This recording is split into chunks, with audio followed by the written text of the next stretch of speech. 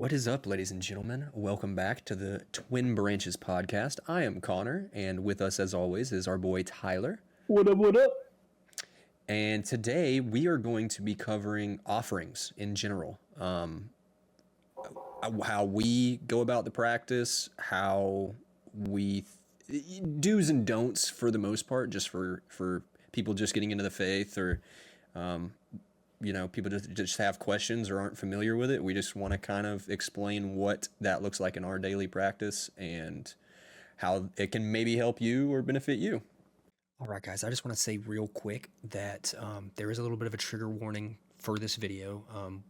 Throughout this video, we do mention sacrifices and animal offerings and things of that sort. So if that's something that makes you squeamish or uncomfortable, probably just click off this video. Go find another one of our videos that interests you.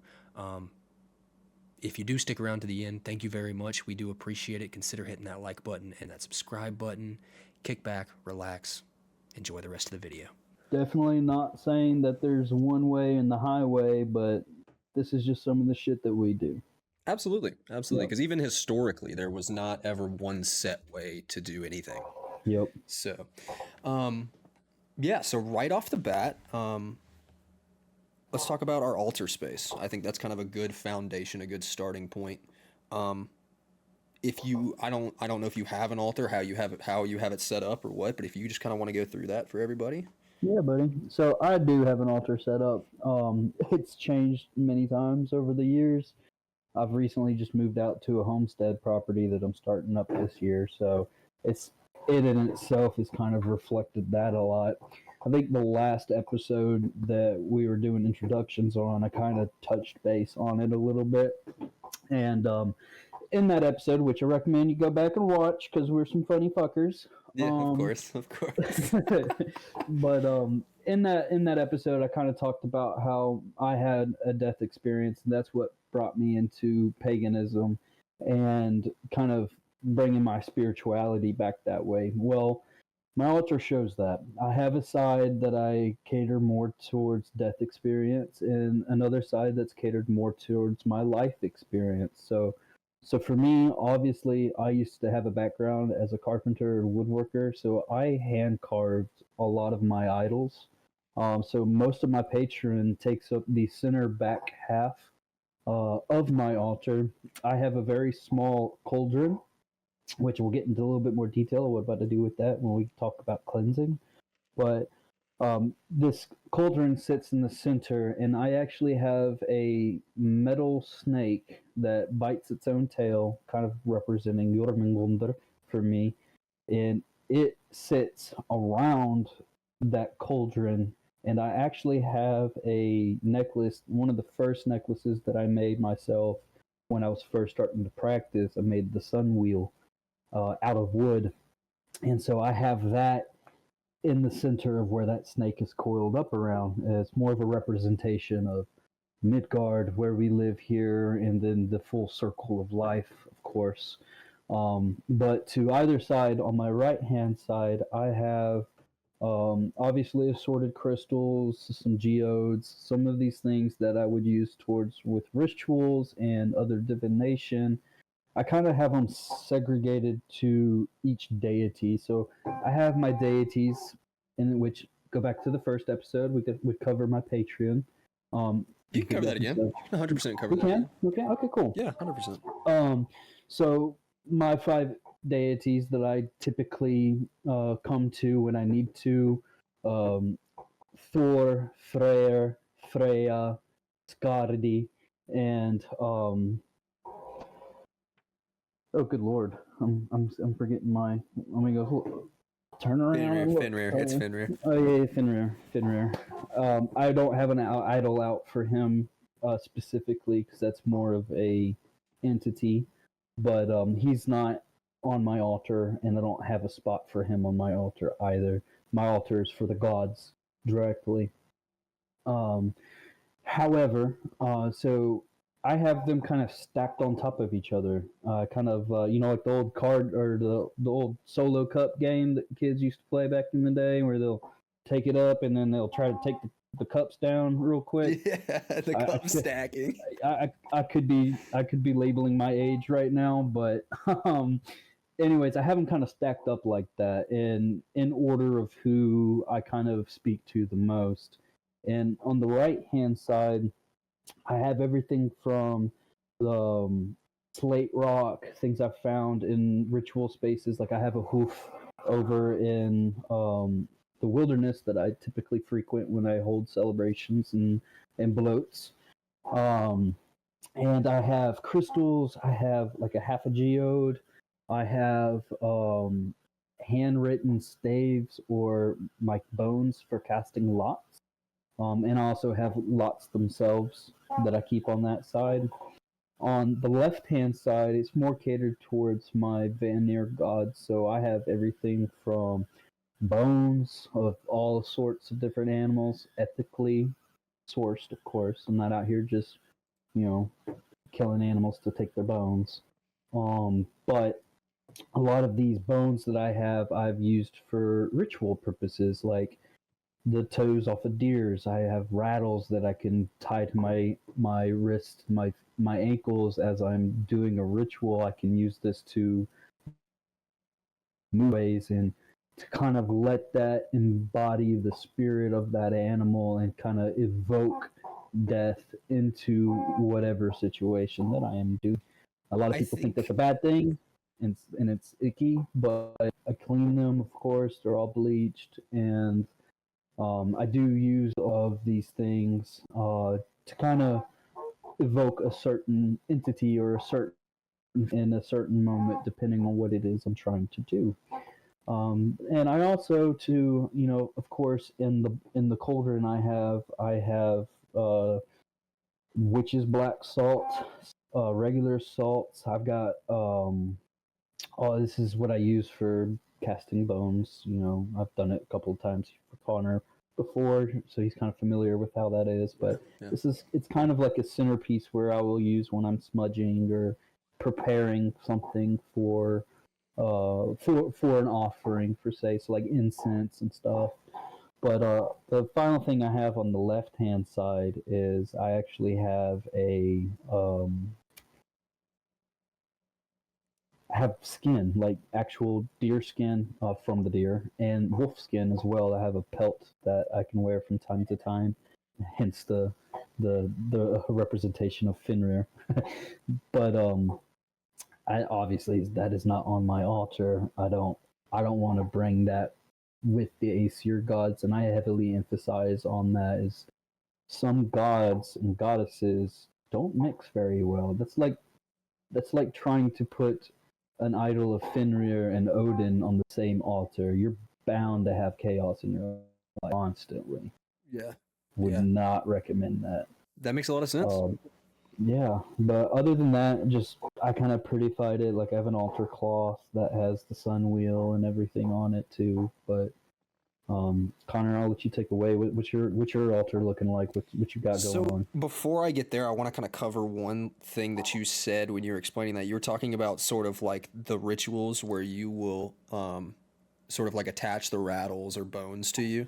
And I think that Yeah. that's a really cool thing, not just historically, but culturally, because you see tribes in South America that have always done that. The Native American tribes are pretty famous for doing that. And I think it's interesting. Obviously, Scandinavia was also very well known for doing that, and it's cool to me that that's something that so many different cultures share without ever coming into contact with each other. Just like pretty much every ancient culture in the world had some form of giants, had some form of dragons, and it's something that so many people had in common without ever communicating with each other whatsoever. And I think that's a cool thing. Shared animism. Shared animism, yeah. man. It's the idea of you're embodying that spirit. You're putting it on you. You're concealing your identity and putting yourself into a different persona. And that's a very old way to connect with the earth that I think a lot of people have sort of just let die out. Yeah. Partially because I think people are just don't care, but also because I feel like a lot of people are just like, oh, that's weird or blah blah blah, and it's so many people are just scared to get out of their little bubble that they live in. Yeah. But to move forward about my altar space, mine is fairly simple. I don't have a whole lot going on. I have kind of the centerpiece of it. I have a hand carved wooden bowl, and I have a candle inside of that I usually burn. And anytime I offer mead or any sort of libations, that whatever that liquid is usually soaks into the wick of that candle, and so it'll almost act as an air freshener. So, like for instance, if I give mead, my whole room, the whole area will have that sort of honey sweet smell in it, and it's, to me, that's really cool and really like settling. But I have that wooden bowl sitting on top of a a hand carved. What I'm looking at it right now, it's like it's a little bench, three-legged bench, where the top table part of it is the cross cut of a tree. And then I just have like little knickknacks. Like I have a walking stick that my grandfather gave me when I was little. I have a sundial that was at on my other grandfather's property before he died. I really just have things. I think I have 10 or 12 things sitting around it, but there's only two things that I've really bought for myself, and one of which is a little 3-inch tall hand carved wooden statue that sort of, to me, just like represents Odin. It's a wanderer. And then I have a 1 foot by 1 foot, again, wood carving picture of just a some sort of wanderer. And I found both of those in a really old antique shop that just kind of jumped out at me. And it's cool how you'll be in a room that's just full of shit, and you'll notice something across the room, and that's what happened with both of those things. And I was like, I think that's really cool, and I'll take them home and make them part of the practice. Hell yeah. But I really try to, if I'm gonna put like physical things, I want it to either kind of like you have, where it represents some sort of life force, or be something that I can look at and associate a memory or an ancestor, or have things that were gifted to be my good friends of mine. I have something that you gave me on my altar as well. Yeah. So stuff like that, just stuff that's spiritually uplifting, of course. I'd like to touch back in on that too. Like you Yeah. said, something that connects you to that space or to that memory. It's a huge part of animism in itself, and how a lot of modern pagans practice, and also how some don't. Some people don't see the connection there, but it's like with those bones, or like with your memories that you have with these things. Just having them in that vicinity while you're giving an offering, while you're doing a celebration, you can then take those things with you when you travel and set up a temporary altar space to still have that connection and have that focal point there on the go.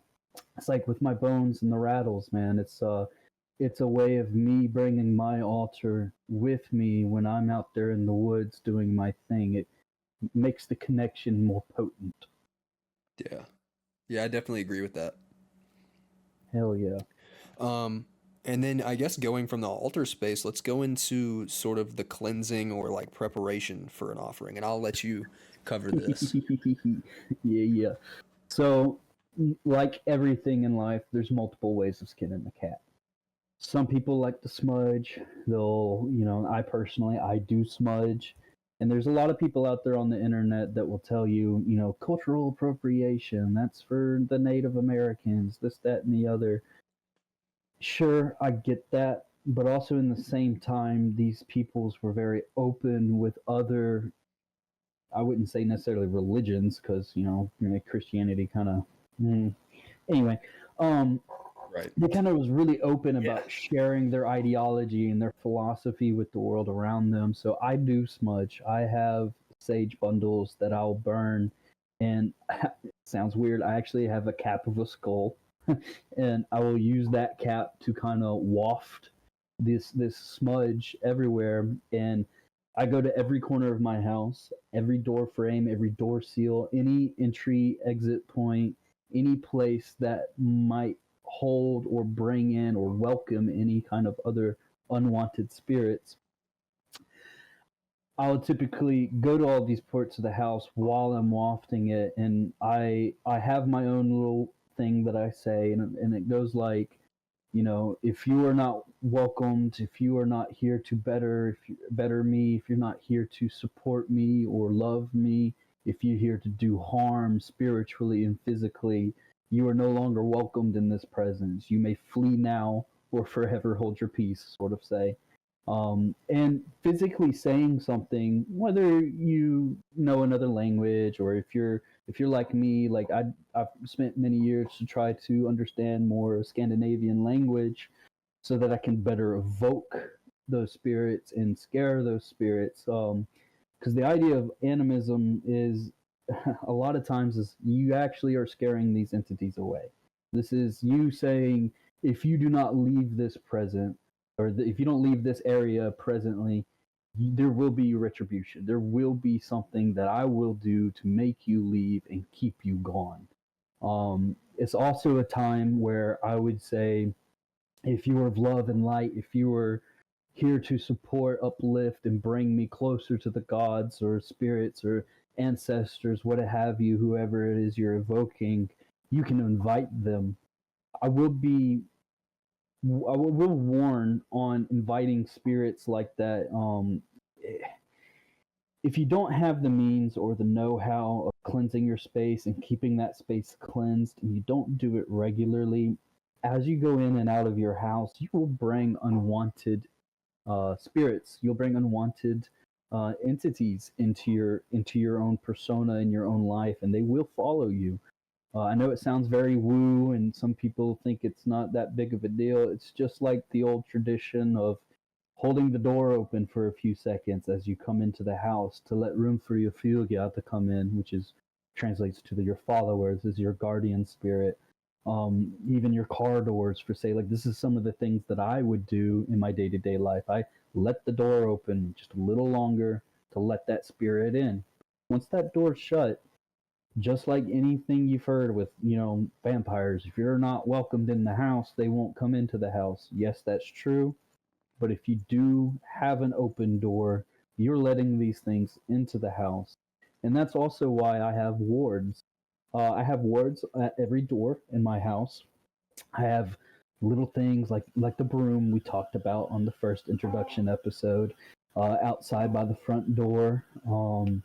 If you are trying to have an altar space and you are trying to do stuff like that, and maybe you want to kind of close your space off a little bit more permanently, this is where you see people pour salt at their doorstep or right there at their door seal to keep any entities in and out.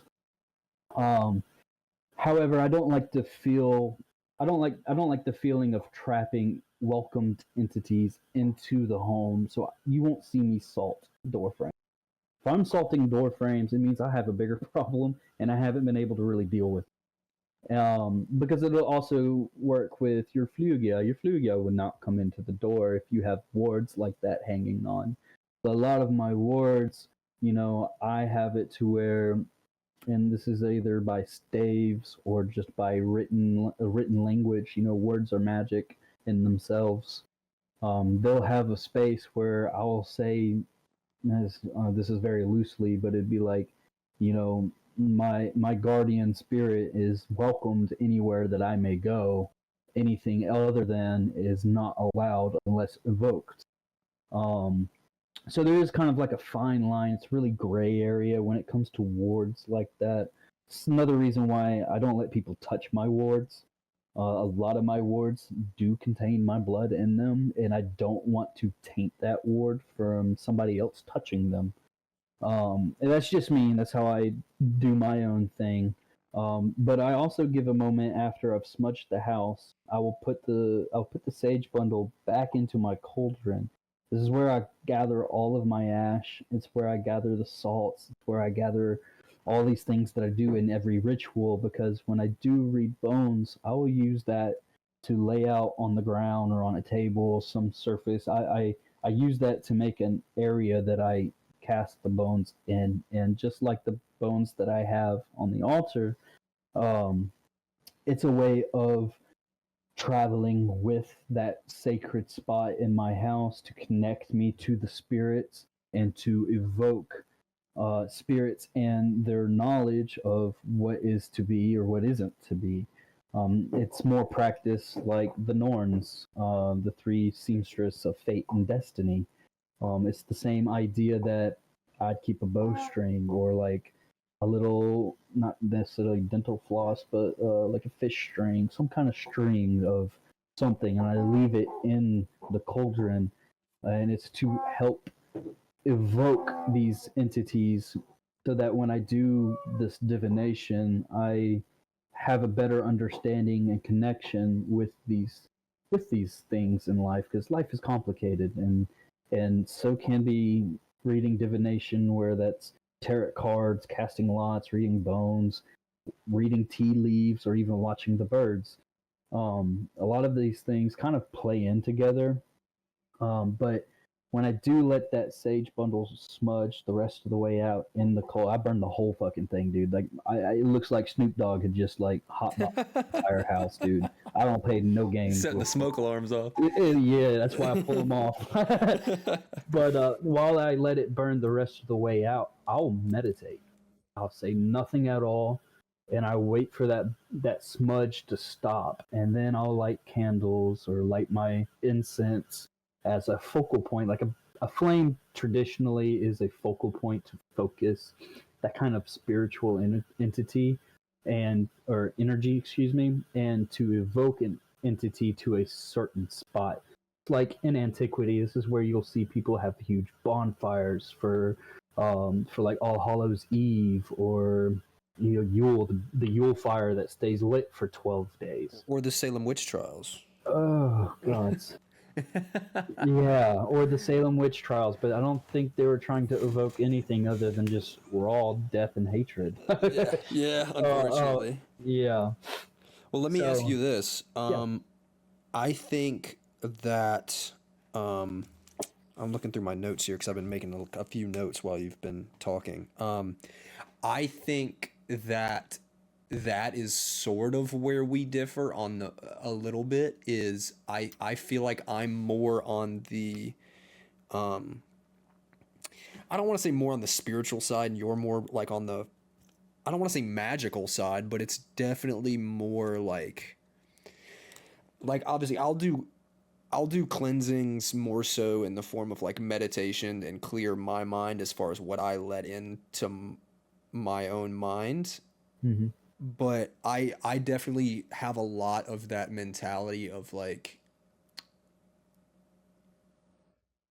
it's only, it can only do as much damage as you let it, sort of. Yeah. Which obviously you have to, it's within reason, but like it's just like the whole the thing with like Christians and demons and Satan and this concept of there are these evil forces that are here on earth and they're here to do you harm. And it's like, well, that doesn't really bother me because I'm not scared of them. I don't give them that power, you know? And They can't hurt you physically, but they can make you hurt yourself, is what you're saying. well, yes, but also things I believe in a sense that entities can only do as much harm to you as you believe they can do to you. Yeah. If that makes sense. Like, now there's a difference between like obviously ignorance is bliss, but and respect, respect the spiritual side of any sort of practice, but I don't necessarily go through the whole cleanse my entire home, and at least not with where I'm at right now in my beliefs and in my practice. Yeah. So I definitely don't take it as far as that level, but I also respect that and I understand that. Yeah. I think it's the way that I see it, kind of compared to how you see it. I would say that you're very interior, like it's in your mind, kind of a thing. And Yeah. the way that I see the spiritual world is very external. These I would agree with entities- that. Yeah, these entities to me, yes, there are Jotun out there. Jotun just meaning a devourer or an entity of raw chaos. Yeah. And I believe that these things do mean you harm, and I believe that if you aren't there to put a foot down, that they can do a lot. They can alter with your mind space. They can alter with your health. I mean, I also believe in elves and dwarves and the fairies. So it's like a lot of those folklore creatures are were literal entities in antiquity to these people, and so the way that I see it kind of closely to that. It's the same reason why you wouldn't fall a tree before asking the spirits if tree is taken or if you can, because in a sense you're still taking a life out of their day-to-day world. We're living in their world outside of their means and without thought or compensation for their own well-being. And I'm mostly saying that by the landvetter, or just the regular land spirits. So for me, one, it's a sign of respect and gift giving in a sense. It's more of like, you're here, I'm here, let's coexist. If you aren't here for good, I'm going to kick your fucking ass. If you're here for nothing but good and you're here to guide, I want to bring you into my existence and into my mind space. Right. So that's where me and you do differ a lot. Like, you'll give blood sometimes, Frost. You will never catch me dead giving blood unless it's something that's super powerful and is meant to either protect or provide something for me. So, like, bind runes. All of the things that I have ever used my blood in has been straight just that bind rune. Yeah, and that I'm typically the same in that. Yeah. To me, it's usually like I will do it maybe 2-3 times a year, like Yeah. very rarely, and it's usually when traditionally they would offer some sort of animal or something like that to give. And this, we'll cover this a little bit more later, but that's a little bit more my mindset on it, and that is something that I wanted to cover, and I would like to talk more about that whenever we get to sort of what are we offering. But one other thing I wanted to visit back on is two things really. First is the candle. I definitely think that is something that at least everyone that I've ever talked to or heard speak about it is something that most of us have in common, is that we have some sort of firelight, some sort of candle at our altar. Because like you said, it's like I think a lot of people see it as like a light at the end of a tunnel for any spirits or for yourself. Like, I really just use it to center myself and center my mind, and I focus on that candle and what it's doing and how it's moving and that force behind that, and that just helps me clear my mind and feel like centered, Yeah. And then the other thing is the Landvetter. I definitely do agree with you on that as well. Like, whether it's the whatever spiritual energy that the animals in nature or the trees or the grass or the wind gives off, I believe that there is something there. I don't think a tree is just a tree. I don't think that, I would probably, the best way to compare it would be sort of like a Native American sort of outlook. Probably not quite to the extent that they see it, but same, but different, Yeah. That's the beauty of it. It's all different. Right. Of course, it's all open to interpretation. Yeah. And I'm also a diehard recreationist, so keep that in mind, folks. Like, a lot of my practice does show that, that particularly. And like we talked about in the introduction video, like, it doesn't mean that I'm a racist or any kind of crazy hoopla like that. It's more so just within your own practice in your own life, you try to stick with what's historically accurate. And again, historically accurate does not mean that you dislike anyone else for their beliefs or you think anyone's less than you. The Norse there were written sources of them coexisting perfectly well with other people's cultures all over the place, and that's a completely normal thing. Yeah, and as a reconstructionist too, some things may not work for you, and that's the history behind it. Is they all just did what worked for them, and so some things I'd drop, some things I'd pick up. It's all about research and doing your homework. Yeah. I think that when it comes to like the traditional aspects of it, I think that a lot of them are more explanations for things that we can't explain. Mm, Um, as far as like elves and dwarves and Jotun and all these, I definitely would say that I consider it a lot more loose as far as I more so whenever I associate Jotun with anything, I think of it as that natural chaos, yeah. versus an entity in its own right. And so I think again that's a little bit sort of where we differ. But Mhm. moving forward from that, offerings in general, what do we give? When do we give it? How do we? And we kind of brushed on that a little bit in the introduction, Yeah. but you know, this is a good time to kind of dive a little bit more in depth because that's the topic of this video. So, yeah, So what do you think? So for me, obviously, I'm a very creative person, so I like to make things. You know, I make guns, I make knives, axes, armor, gun parts, wood creations.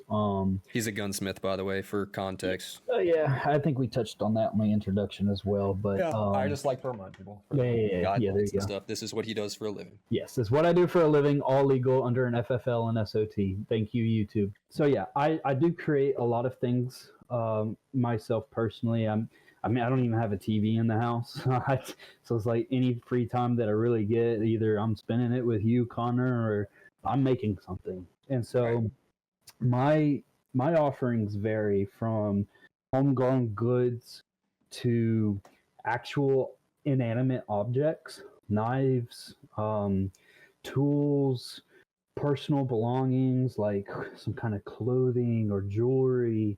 And for me, I do see this as ending a life because I even believe that inanimate objects have a essence. It has its being here in the world. And so I also libations. I do a lot of libations. I like drinking. Yeah, that's just part So of it. it is part of it. Yeah. But so for me it would kind of look like, you know, I evoke you X, Y, and Z for it's pretty much three ways of doing this. You evoke the spirit and what its attributes is and why you're evoking it. And then I would give something that is either one meaningful to me or maybe meaningful to that entity. So like Thor, for instance, if I was going to be giving a offering to Thor, libations, any kind of goat's milk, goats themselves, Yule goats, um, anything like that would be recommended for him essentially. But it varies from time to time. Like if I really have something that I'm struggling with and I need to have that strong push, I might do something that is a little bit more costly. So like one of my Absolutely. knives, for instance, I sell those for a pretty good penny because I do Damascus and I do all kinds of inlays, some crazy, crazy cool stuff like Orcish axe from Skyrim because I'm a huge nerd. Um, but I'll physically heat these things up in the fire that I'm holding this bloat around, and I will take it out of that fire and I'll break it or bend it in some way where it's no longer usable, essentially taking that life essence out of it. And and for me, I'm really weird about numbers. Could be autism, could be just me being weird, but I like to at least give three things I like to per. think it's a little bit of both. Yeah, probably. I like to give at least three things if I'm praying over something or asking He said for the help. word. He You know, said the word. I said, what word? What word? He's What did I do? praying. It is praying. It's incantations to evoke something that you don't already possess. It's a prayer. Whoever tells you it's not a prayer, they're lying to you because you are talking directly to an entity that is more than you are. I Um, don't disagree that it's a prayer, but I think that when you say prayer, people have a I think that people don't understand what a prayer is versus us not understanding what a prayer is, you know? I Like see what you're I saying. think that people think you're going to get on your knees, you're going to bow before God, and you're going to speak to God and ask for him to plop something magical up in your life at no cost Mhm. to you, just for your convenience. Yeah, no, you're right. A lot of people do hear prayer and they think it's just a vocal incantation, and sometimes I'll be honest. Sometimes Sometimes that's it is. what I need. Yeah. Sometimes it is exactly what it is. It is a form of magic. However you want to look at it. Speaking directly to one person is also a form of magic. That's why they call it cursing when you swear. Yeah. Um, Yeah. so, so to me, I do see it as a type of prayer. It's an offering. It's a bloat. It's a ceremony. However, whatever you want to call it, whatever fits your fancy. Yeah. Me personally, I like to have at least three things per deity or entity that I am talking to or trying to receive praise from.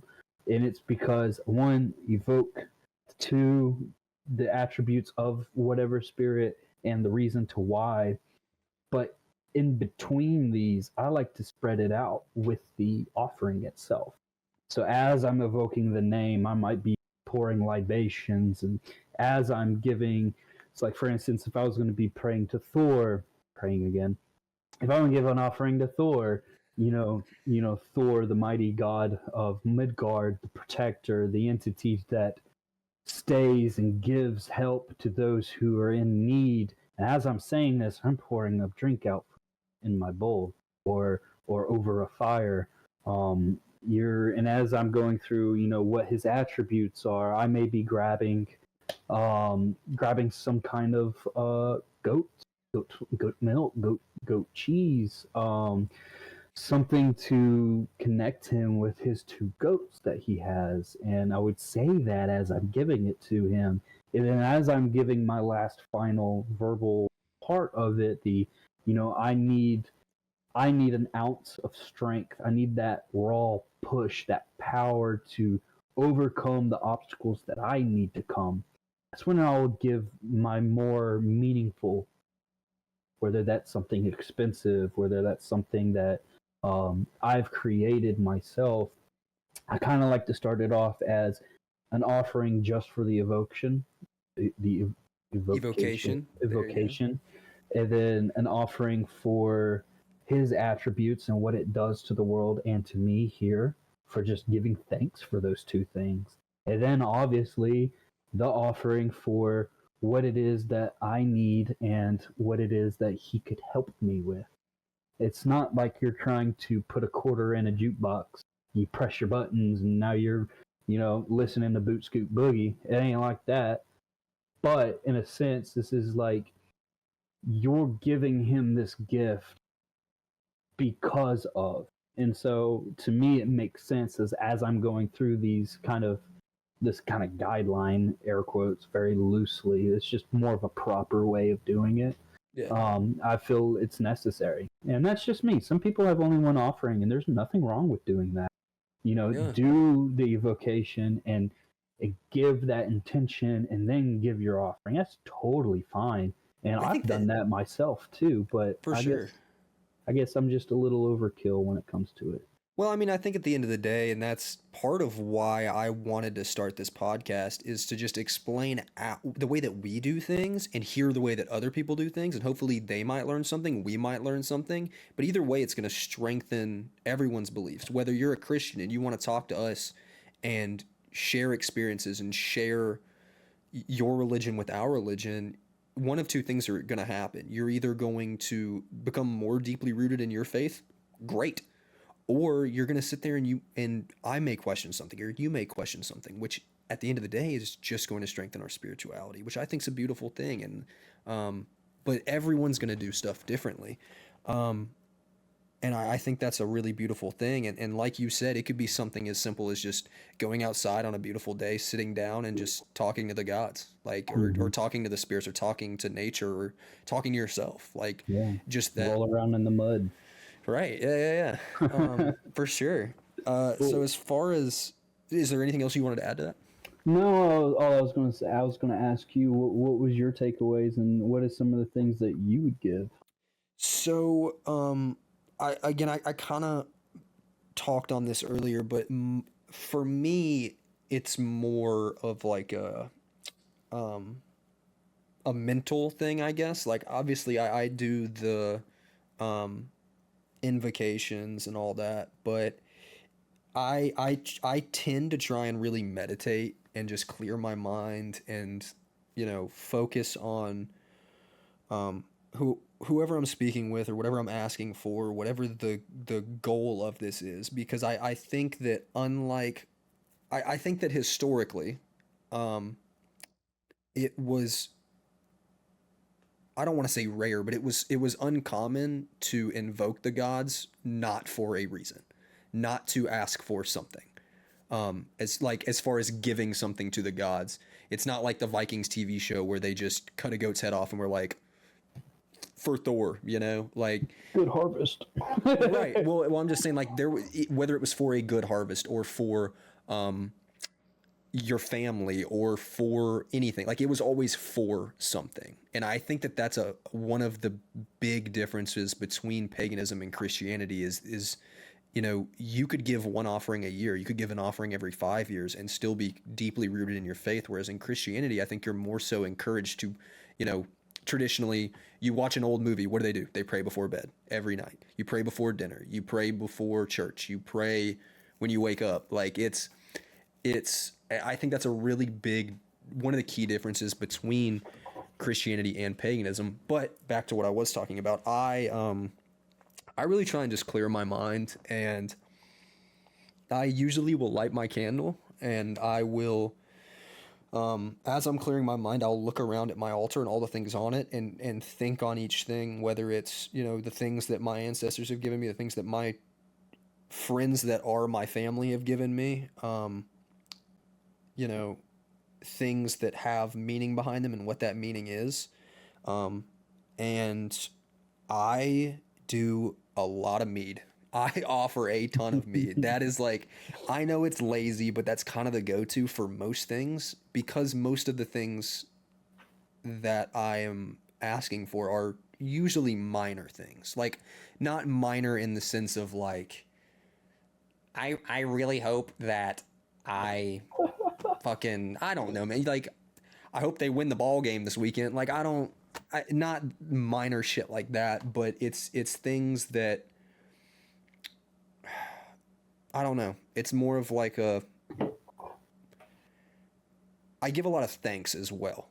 And I think that the mead is good for that, because it's a symbol of frith and it's a symbol of community and a symbol of giving in this culture. And so, again, I do a lot of mead. I will sometimes do, foods or objects. But also, one thing that I do that kind of goes back to the recreationist side of things is I include a lot of kennings in my offerings, which poetry was obviously a really big part of Scandinavian culture.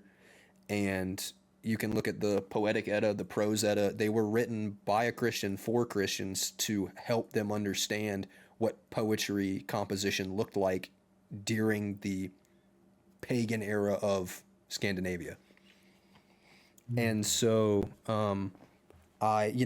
examples of those would be like One Eye for Odin, or Whale Road for the ocean. Like, these, you know, ways to call upon something that are more so than just that almost give power to that thing, because you're not just saying it's the sea, you're saying the Whale Road, or the things like that. Another thing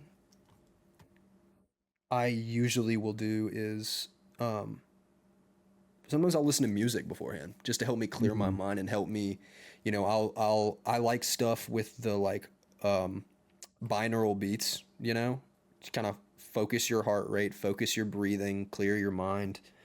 Yeah, I mean, all in all, my offerings, I would definitely say, are simple but also respectful. You know, it's not like I'm just sitting down, I'm just like, please give me this, and then I get up and walk away. Like it, you know, I try and take time and be honor these gods and honor whatever entity that I'm invoking in that moment. Yeah, commune with them. Absolutely. So, another thing I want to get to, because we've talked about it a little bit throughout this episode, animal sacrifice and or / blood offerings. Dun, dun, dun. So, obviously, you have, again, a very famous representation of this is Uppsala. This is a temple in Sweden where people voyage to. Yeah, look, we can't really get mad about that because like Lindisfarne, but I was seriously, I was. Well, what's funny though, right? Because I was thinking about that the other day actually, because I was rewatching the Vikings TV show, and there's that scene in it where they all travel to Uppsala, and they do all these sacrifices, and I was like, it really fucking sucks that they burned that down. And then I'm sitting there thinking like, well, you know, maybe they kind of deserved it because like they brought it upon we themselves. did it first. But anyway, you know, Uppsala, for anyone that doesn't know, it's a temple that was in Sweden around the time of the Viking era. And every 9 years people would gather and they would sacrifice animals and 9 of everything, including people. But the key to this was the people were willing to do this. This was not forced sacrifice. This was people that wanted to offer themselves to their gods, which is obviously a very old and very brutal thing that I don't think personally, I don't think in any capacity should be practiced anymore. I don't think that anybody should be sacrificing humans to anything in today's day and age. It's just, there's no place for that. It's 2024. We can all start acting like it. Right.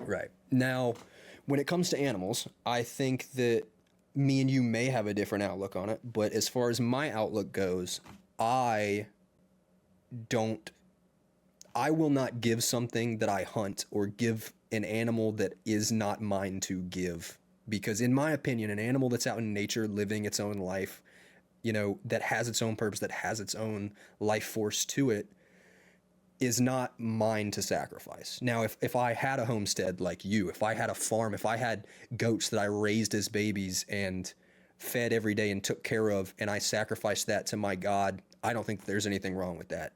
As long as you're humane about it. And I mean, that's your own business. We live in America. It's what you do on your own property. It's your own business. Yep. But for me, I don't really do the animal sacrifices just because I don't own animals. They're not, in my opinion, they're not mine to give. Now, before we get to the blood offerings, I want to stick sort of to animals. What's your stance on that? So I'm really close. There's a few differences, like being that I'm so far away from the city and I am out in the country. Like if I do, that's the other thing. My neighbors would flip the fuck out if I'm back there cutting a goat's head off at 2 a.m. chanting, dude. Imagine, bro. That'd be a sight to see, though. Oh my God, I'm HOA so sorry. would probably have a really bad issue with you. I'm at that saying, dude, it'd be a fucking. I'd be on the news. Continue. Oh, I'm no. sorry. Oh no. So my only difference that I have with Connor on that is, you know, if you're hunting for meat, if you're hunting game to fill your freezer, I don't necessarily see a problem with giving thanks to that creature and giving thanks to the gods for allowing you the opportunity to take that creature. I do agree with that 100%. If you're hunting for an animal to eat and to use every part of that animal, whether it's the pelt, bones, meat, as much as you can use, and you honor that creature in a humane way, I'm 100% with that. Yeah, and so just for the that record. being said, like what you said, use every part of that animal, because if you give thanks to entities or to the gods for that opportunity of that animal, and you just take it to a butcher to have it cleaned, like you're doing it wrong, brother, because they're going to be throwing all kinds of shit away, and honestly, like every part of that animal can be used. Right. And so for me, being that I live on a homestead, like I have I do have an issue with coyotes, mountain lions, wild dogs, stuff like that. And so necessarily, I wouldn't do this for predator animals like that I have to just Definitely kill not to mountain keep lions off. because they're protected, right? Yeah, Of they're course. protected. You don't kill mountain lions You unless can't. they're like trying to eat your face off. Of But course. of course, within legal parameters. Okay, this Yeah, is what yeah, I'm yeah. talking about.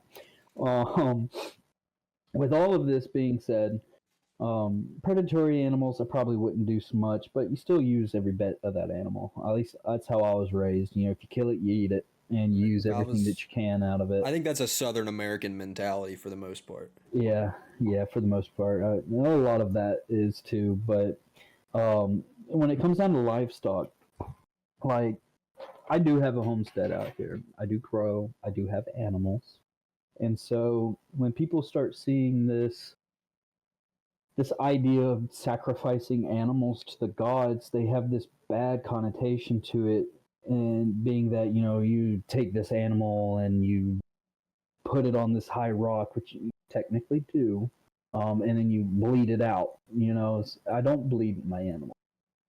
If I'm going to offer something or an animal of some sort like that, say it be a chicken or a goat, um, I have a reason to be killing that animal in the first place.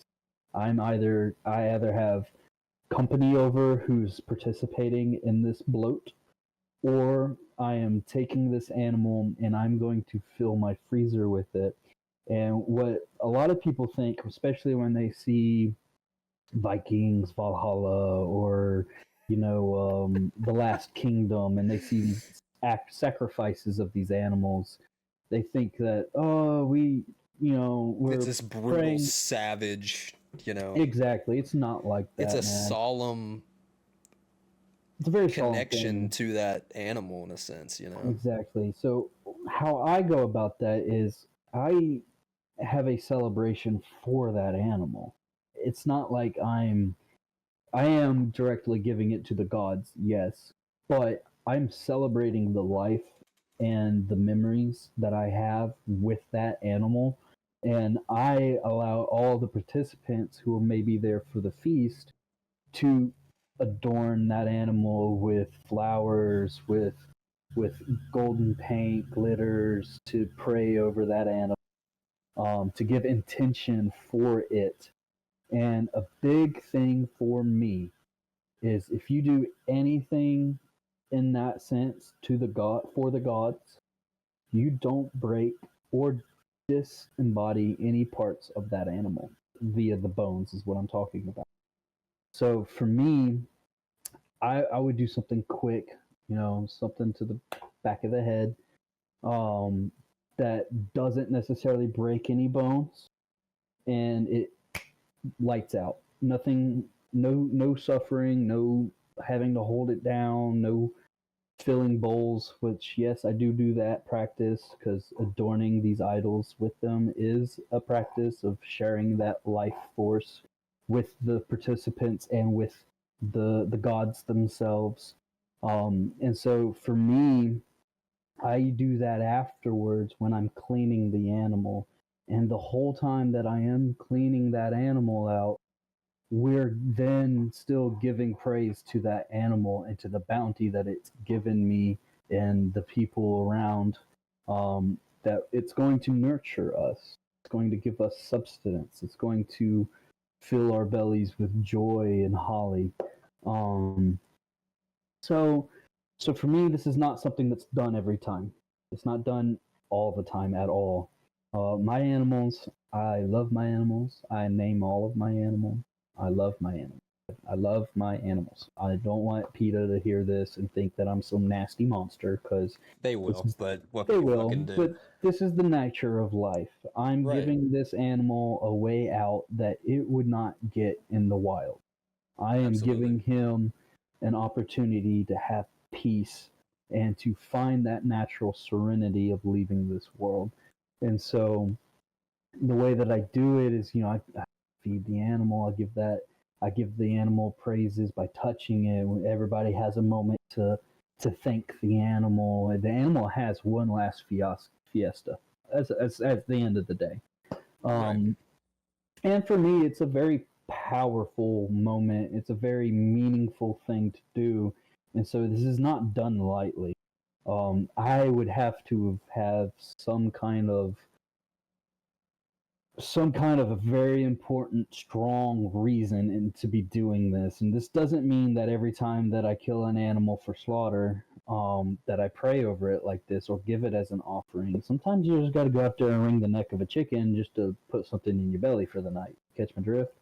Right. But I mean, and that's, people can bitch about that. People can complain about that however much they want. But that's the Yeah. way the world's been for the last 10,000 years. And that's the way it'll be for the next 10,000 years. That's Yes, just how life works. That's how life works. If you like eating your Chick-fil-A and you like having hamburgers, there's a way that it gets to your plate. Right. And Just I saying. guarantee you that the way it's getting to your plate at Chick-fil-A or McDonald's is much less humane than how either of us would do it. Again, that's not really my cup of tea. That's not really how I go about it. But I guarantee you that is much less humane than the way that Tyler would sacrifice an animal, whether it's Yes. for dinner, for the gods, however.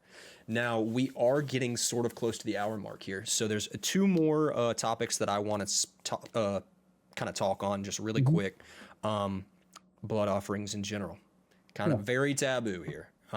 So I'll kind of start on this one just because I said that I don't give animals or animals' blood because it's not mine to give. However, my blood is mine to do whatever the hell I want to with it. I think that blood is a very powerful thing because, that is your life force. That is a part of you, whether it's a drop or it's a gallon, that is you. You lose enough of it, you die. Your body makes more of it. Blood is a very it's the one thing that we all have in common. We all have it, right? And so for me, very, very rarely, and typically to Odin, I will do blood offerings. I did one at the start of Yule for a couple of reasons, but mainly because, I'm now trying to pursue rune work a lot more as far as bind runes and really not just learning the runes, but understanding them on a deeper, more spiritual level. And one of our gods, hung himself on a tree for 9 days, stabbed himself with spears to learn the power of these runes. And, that is a very powerful thing. Like, there is a great deal of sacrifice that was given for these to come into being, for this power to exist. And so I feel like in my practice that some sort of not suffering, but there has to be some sort of give and take. Sacrifice. Right. That's exactly what I'm looking for. Some sort of self-sacrifice. I'm not saying slit your wrist, like, prick a finger, couple drops of blood. Cool. That's an offering. That is something unique to you.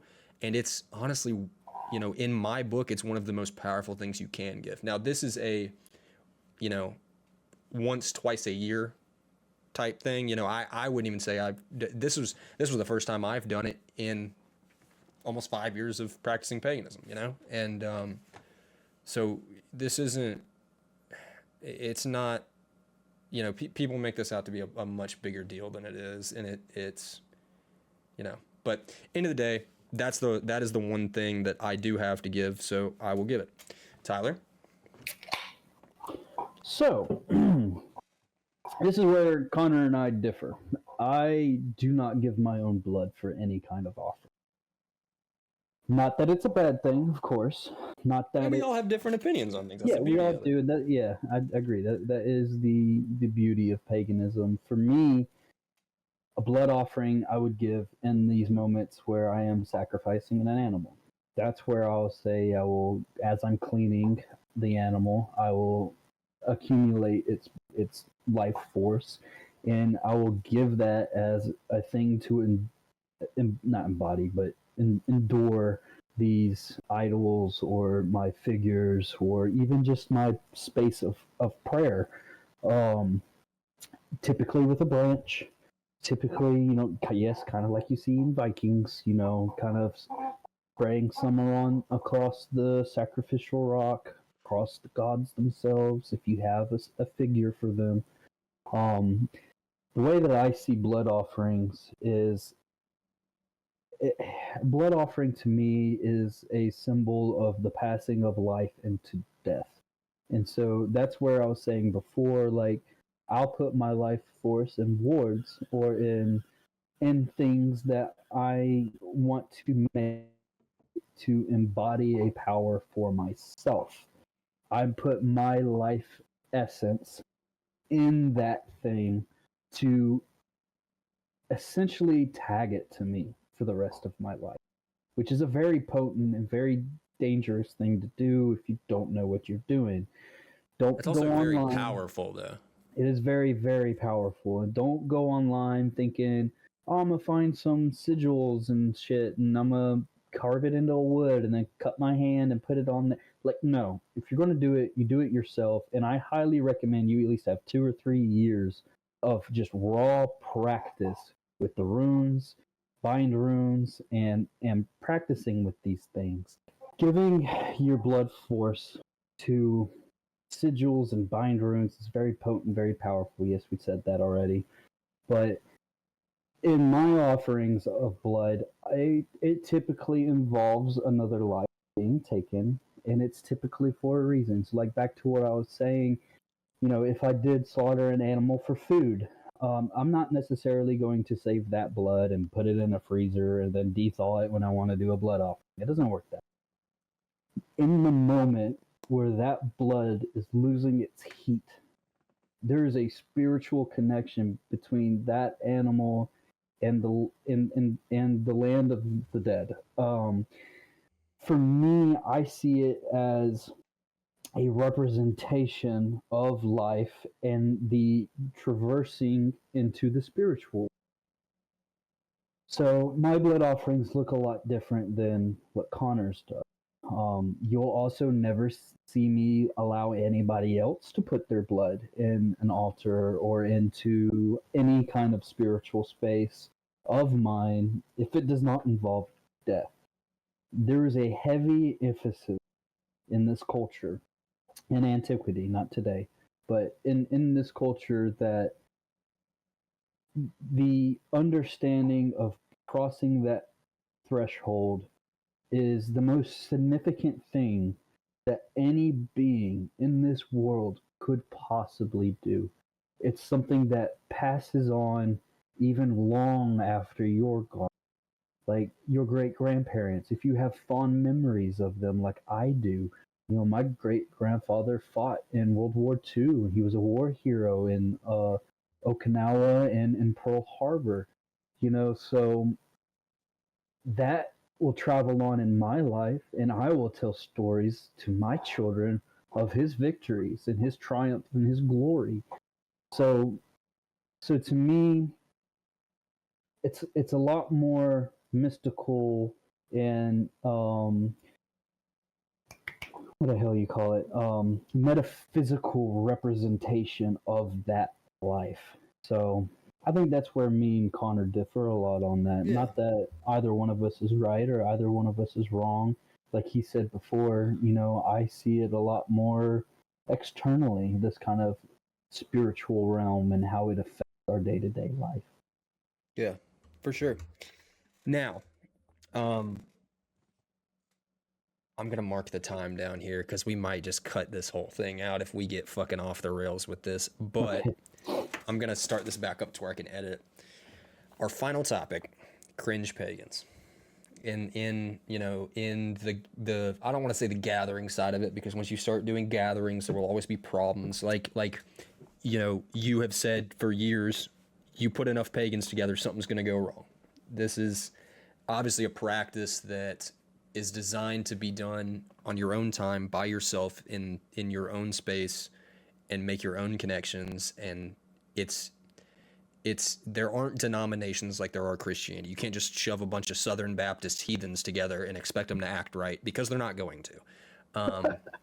It's just not going to happen. People are going to butt heads. There's always going to be those few bad apples that spoil the bunch, right? Mhm. And that's again part of why I wanted to kind of do this podcast, is because we think differently, but we also think alike, and it's good to be able to talk about those things. But there are people out there, the fucking TikTokers and the YouTube shorts and the Oh God. Yeah. Cringe pagans. yeah, don't be those guys. You Yeah, don't, if at the end of the day, when it comes down to offerings, it's between you, your spirituality, and your gods. The way that I might see Thor could be different from the way Tyler sees Thor, and that, I'm going to do my own thing. He's going to do his own thing, and we respect each other for that. We're not hurting anyone else, Making sure everybody's included. right. To an extent, and yeah, I feel like that's something that kind of needs to be said, just because, I at the end of the day, if you sum up one thing from this video, it's do whatever you want as long as you're not hurting anyone else and you have good intentions behind what you're doing. I don't think a whole lot could go wrong. It's your own practice, it's your own life. Live it. Whatever makes you happy, whatever gives you that spiritual fullness and that connection, it's yours to do with whatever you want. Good etiquette. Absolutely, guys. You got to have good etiquette. You got to respect other people, respect other people's boundaries. Yeah. This is something, I don't think I've ever talked about this other than on YouTube, right here, just because this is obviously a podcast that is sort of directed towards pagans and towards people in this community, so that we can talk and open up about it. And, the goal is to be inclusive and accepting of everyone. Again, as long as you're not a racist piece of shit or hurting other people, cool. We're all about it. So, unless you have anything else, Tyler, I think this is a pretty good place to sum it up, man. Yeah. One last thing I will add on that with etiquette with this kind of stuff. If you do have a gathering of people, obviously it's not a bad thing. It is encouraged. It's probably wise to ask everybody who's there, is there an entity or a spirit that you may not be comfortable with evoking? Some people have bad relations with some of the gods. Some people have bad relations with spirits. So be kind, be courteous, ask these people. I will also say that I am a little bit more heavy on the spiritual outlook of it all. So like, you'll never see me allow a Lokiferian to give offerings to Loki when like Odin or Thor is involved as well. I know Loki and Odin are blood brothers, for say mythologically speaking. But there is a lot of issues when it comes to people who venerate those certain type of gods. And sometimes it's best just to get it out of the way and say, hey, like, we're not going to bring these spirits. Absolutely. Keep it organized. I definitely think that you need to read the room. If everyone's giving, real quick, this is something that, I think that we talked about in the last episode. We'll continue to talk about. I don't know if I speak for Tyler here when I say this, but I do not believe that good and evil exist in nature and in spirituality. Mm-hmm. I think that there is order and there is chaos. I think that good and evil is a human construct. I think that humans are capable of evil things and very, very good things.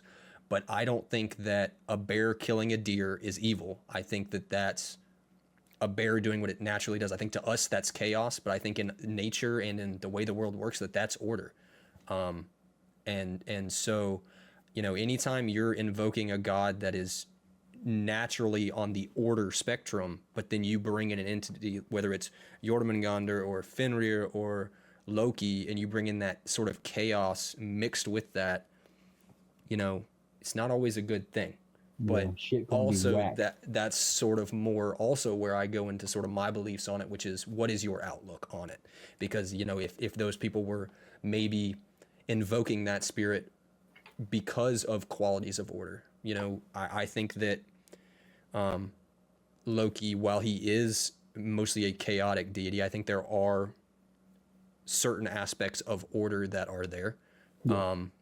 And so again, I think, you know, I think that I don't think that anything's black and white. I think there's always gray areas, and I think that it really depends on your outlook on whatever situation you're in. Yeah. But yeah, dude, I think that's a good place to end it. As always, Tyler, it's a pleasure, brother. Thank you for being on. Hey, anytime, man. Thank you for having me. I love Guys, this shit. if you enjoy the content, hit that like button, subscribe. I think our goal is to maybe try and do at least one episode a week, if not two.